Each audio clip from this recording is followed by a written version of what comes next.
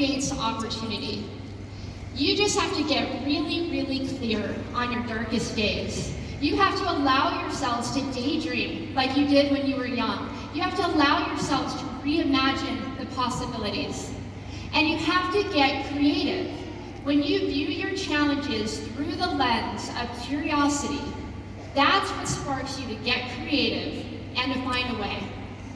And you have to get committed, because when you are truly committed to your dreams and your goals, it does not matter what comes your way. You will find a way. But if you aren't committed, you will find an excuse, because there's plenty of those out there. So this is how you thrive in the face of adversity. You make adversity your ally. So whether it's the challenges that you choose, like to become to work with Scentsy and do all the challenges and run your own business and have to sell and have to learn new things, whether it's the challenges you choose or is the challenges that choose you, like a global pandemic, you always have the choice whether you're going to let those challenges break you down or you're going to allow them to build you up so you can become stronger than you ever were before. So really, true resilience has nothing to do with bouncing back to what you once were.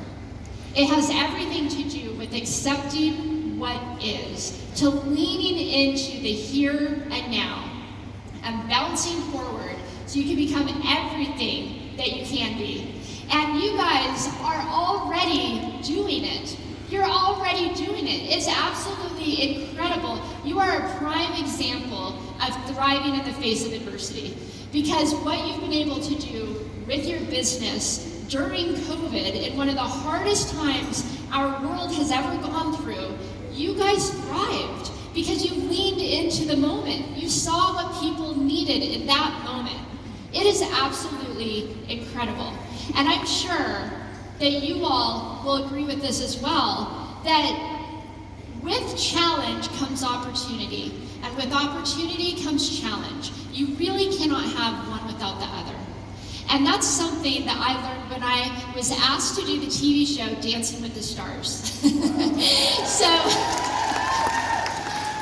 about 2 weeks before my first Paralympic race in Sochi, Russia, I was asked to be on the TV show Dancing with the Stars. And I, first of all, had never danced before, unless you want to count the country clog dancing that I did with my sister at the age of 12. And because I was asked to do the show 2 weeks before Sochi, so the other stars that were asked to do the show, they had a month to prepare for the first live dance.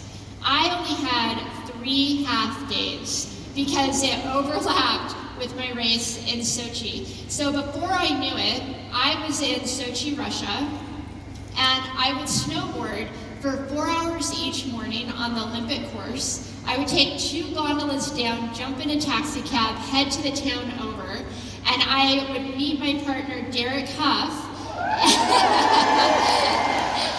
and we would dance for 4 hours each night. We did that for 3 days in a row, and in fact, we were practicing in a basement of an old Russian hotel. We didn't even have a mirror. I had no idea what my feet were doing because I couldn't even feel them on the ground. And the first live show was just 72 hours after my race in Sochi. So after I won my medal, I literally stepped off the podium, stepped onto the airplane. I traveled 24 hours. I stepped off the airplane, went straight into the CBS studios, and before I knew it, I was live in front of millions of viewers, a studio audience, and 3 judges dancing the cha-cha-cha.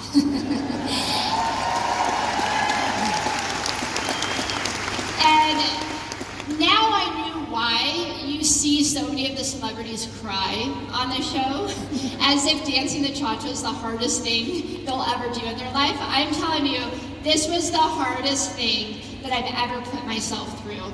Going into the show, we had no idea if anything like this had ever been done before. Somebody dancing 7 hours a day, 7 days a week, for 3 months straight on 2 prosthetic legs. We didn't even know if my legs would move in the way that we needed them to.